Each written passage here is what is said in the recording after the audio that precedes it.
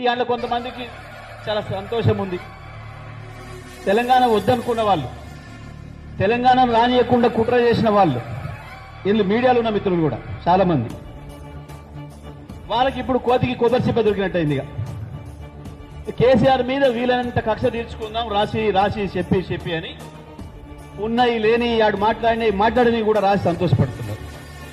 పడనేయండి, ఏం కాదు. కేసీఆర్ లక్ష చూసి వచ్చిండు. ఈ ప్రపంచంలో ఏ రాజకీయ నాయకుడు పడని తిట్లు కేసీఆర్ తెలంగాణ ఉద్యమ సందర్భంలోనే పడ్డాడు. కేసీఆర్ నేను పిగలేరు, కేసీఆర్ నేను ముట్టుకోలేరు, ఎవడైతే నేను కాదు. నిన్న మొదలైంది, నిన్న మళ్ళీ మొదలైంది. ఇక ఇప్పుడు మొదలైతుంది. మిమ్మల్ని ఆట ఆడిచ్చే పని బీఆర్ఎస్ పార్టీకి నిన్న నుంచే ప్రారంభం చేసింది. కేసీఆర్ బయటకు వెళ్ళిండు. ఇప్పుడు మొదలైతుంది ఇక